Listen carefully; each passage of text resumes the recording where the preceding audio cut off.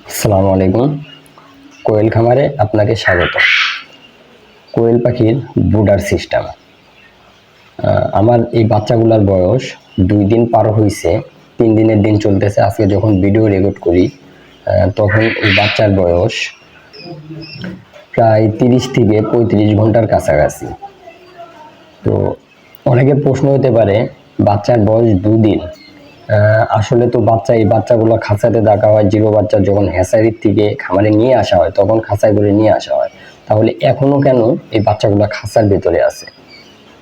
আসলে বিষয় হতেছে ভাই, আপনি যখন সব বাচ্চা একসাথে ছেড়ে রেখে দিবেন, খাঁচাতে রাখবেন না, তখন দেখবেন একটা জায়গায় সব বাচ্চা আস্তে আস্তে আস্তে আস্তে স্তূপ হতে থাকবে।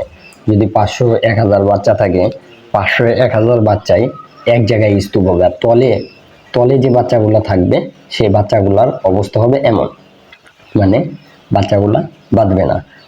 যদি 1000 বাচ্চা থাকে, 1000 বাচ্চা যদি একসঙ্গে স্তূপ হয়, মিনিমাম তলে 200-250 করে বাচ্চা মারা যাবে। তো আমি কখনোই চাবো না আমার টাকা দিয়ে কিনা বাচ্চাগুলা মারা যাক। তার জন্য আমি এই নতুন সিস্টেমটা বের করছি।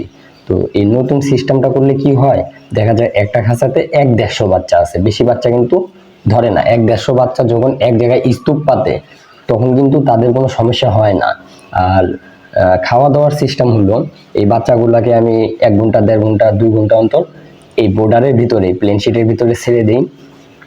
ছেড়ে দেওয়ার পরে তারা সুন্দর মতো খাওয়া দাওয়া করে। খাওয়া দাওয়া করার পর যখন আবার দেখি এক জায়গায় জমাট বেঁধে যাচ্ছে, তখন আমি আবার খাঁচার তুলে 2 ঘন্টা 1 ঘন্টা রেখে দিই।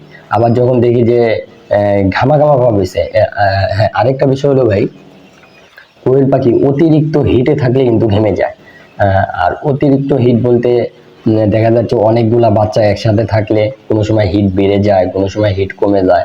তারপর কোনো সময় ঘেমে উপরের পশমগুলো ভিজে ভিতরের গোস্ত মাংসগুলো দেখা যায়। আবার অনেক সময় ঠান্ডার কারণে এক জায়গায় স্তূপ হয়ে যায়। তো সব কিছু মিলিয়ে আমার বাচ্চাগুলো বাঁচানোর লক্ষ্যে আমাকে এরকম একটা ব্যবস্থা নিতে হয়েছে। 2 দিন বয়স পার হয়ে গেছে, 3 দিনের দিন। আমার বাচ্চা আল্লাহ দিলে মারা যায় নাই, 2টা-3টা বাচ্চা মারা গেছে। আরো 2টা বাচ্চা আমার হসপিটালে আছে। আসলে আমি বাচ্চাগুলো হসপিটালে রাখি। অন্য একদিন আপনাদেরকে হসপিটালটা দেখাবো, আমি আমার হসপিটাল। তো হসপিটালে বাচ্চাগুলো চিকিৎসাধীন অবস্থায় আছে, 2 দিন ধরে আছে। ফার্স্টের দিনই বোর্ডার থেকে ওই অবস্থা বের হয়েছিল, প্যারালাইসিস অবস্থায়। ওই 2টা বাচ্চা হসপিটালে আছে, আর 2-3টা বাচ্চা আমার মারা গেছে। আপনারা যারা নতুন খামারি আছেন তারা এই পদ্ধতি ফলো করতে পারেন, অনেক ভালো ফলাফল পাবেন। বাচ্চা মৃত্যুর হার অনেক কমে আসবে। এক কথায় আল্লাহ যদি চায় বাচ্চা একটাও মারা যাবে না ইনশাল্লাহ।